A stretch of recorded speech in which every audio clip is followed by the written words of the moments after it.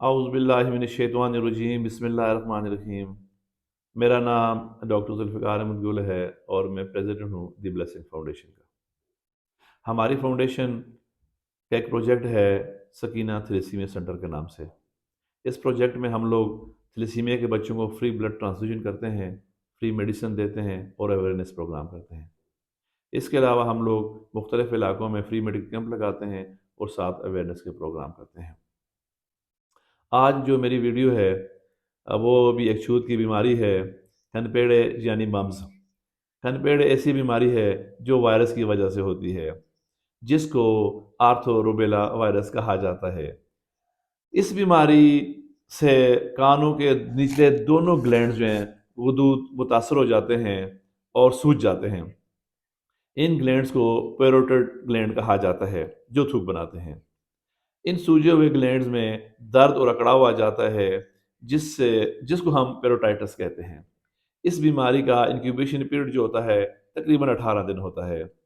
بچوں اور بڑوں میں اس کے علامات کچھ اس طرح ہوتے ہیں: پیروٹڈ گلینڈ میں سوجن، کھانا نگلنے میں تکلیف، بخار، سر درد، جسم میں درد، تھکاوٹ اور منہ میں بار بار تھوک جمع ہو جاتا ہے۔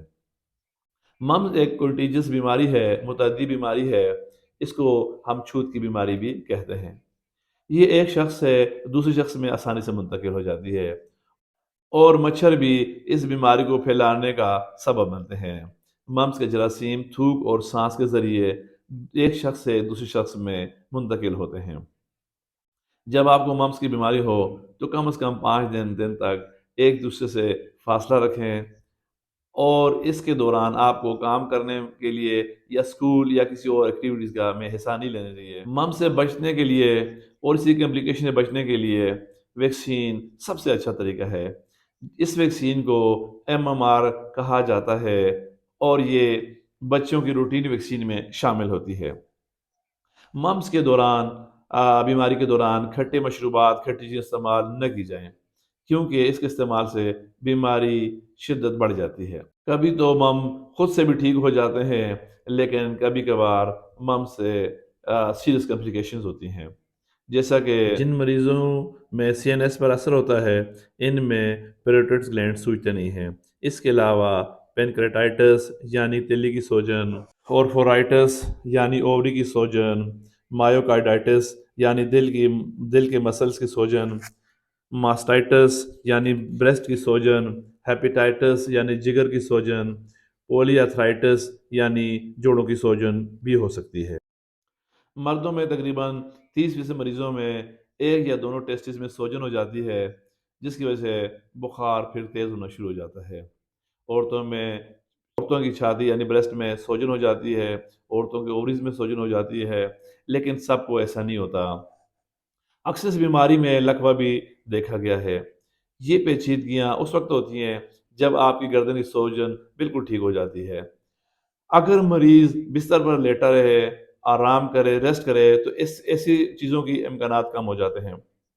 جن مریضوں میں CNS پہ اثر ہوتا ہے اس میں پیروٹڈ گلینڈ سوجتے نہیں ہیں۔ بیماری کسی بندے کو زندگی میں ایک دفعہ ہو جائے تو یہ بیماری دوبارہ اس کو نہیں لگتی، کیونکہ آپ کی باڈی میں امیونٹی پیدا ہو جاتی ہے، آپ کی قوت مدافعت پیدا ہو جاتی ہے۔ تو جیسا کہ آپ کو معلوم ہے کہ ہم لوگ آپ کو مختلف جو چھوت کی بیماریاں ہیں ان کے بارے میں ویڈیو بناتے ہیں تاکہ عام اور خاص لوگوں کو ان بیماریوں میں معلوم ہو کہ یہ بیماریاں ایک دوسرے میں کیسے پھیلتی ہیں اور اس سے بچاؤ کیا ہے۔ کیونکہ اب یہ چھوٹی سی بیماری ہے، لیکن اس کے میں نے جو بتایا آپ کو کہ اس سے موت بھی واقع ہو سکتی ہے۔ تو جب بھی کوئی چھوٹی بڑی بیماری ہو تو اس کو ہم نے نظر انداز نہیں کرنا، فوراً اپنے معالج سے رجوع کرنا ہے۔ تو اللہ ہم کو اور آپ کو صحت اور زندگی عطا فرمائے۔ صفائی نصف ایمان ہے، اپنا خیال کریں، اپنے آس پاس لوگوں کا خیال کریں، اور انشاءاللہ میری نیکسٹ ویڈیو بھی ایسی بیماریوں کے بارے میں آئے گی جس میں آپ کو اویئر کریں گے انشاءاللہ۔ اور میرے اس چینل کو سبسکرائب کریں، لائک کریں اور شیئر کریں۔ جزاکم اللہ۔ اللہ حافظ۔